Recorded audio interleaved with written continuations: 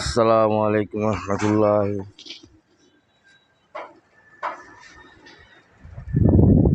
আজকে বহুদিন পরে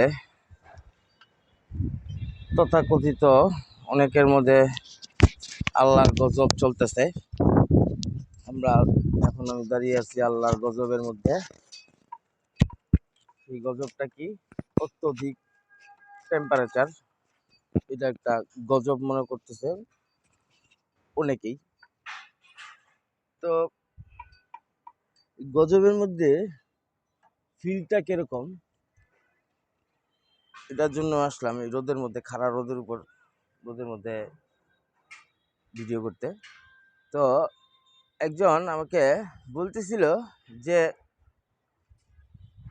প্রথমে বলতেছিল রোদ অনেক, বিশাল রোদ। এরপর পরে একজন বলল যে দুবাই নাকি পানিতে ডুবে গেছে, এত বৃষ্টি হয়েছে।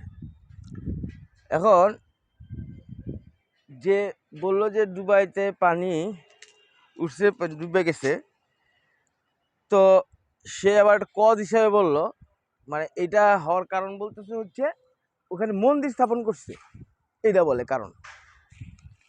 হ্যাঁ, তো পানি এখন আমাদের দরকার, মানে আমাদের দরকার না, মানে নিজের দরকার মনে হচ্ছে। আসলে আমাদের সবার দরকার কিনা এটা জানি না, তবে আমার ব্যক্তিগতভাবে দরকার আছে বৃষ্টির। তো যাই হোক, ওখানে বৃষ্টির পানিতে বন্যা হয়ে যাচ্ছে।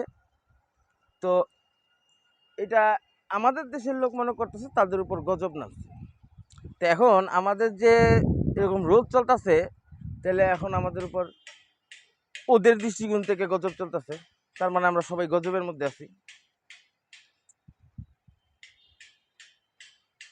তো যৌক্তিক প্রশ্ন, এই জন্য আমি এটা আপনাদের কাছে প্রশ্ন রাখলাম। নেক্সট একটা বিষয়, এখন আমরা সূরা আল ইমরানের পরে আগাচ্ছিলাম। তো এর মাঝে অনেক কিছু গবেষণার কারণে একটু সময় লাগতেছে। তো ইমরানের সূরাটা আমরা পড়বো।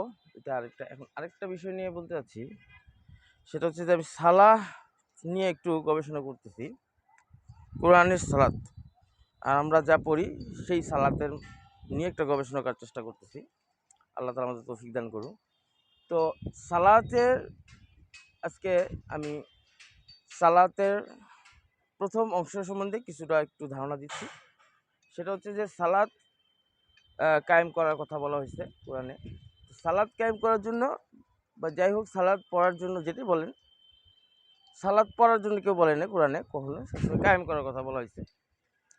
তো এই সালাদটা কায়েম করার আগে আপনার একটা খুবই ইম্পর্টেন্ট বিষয় হচ্ছে পবিত্রতা, বা অজু করতে হবে, অজু।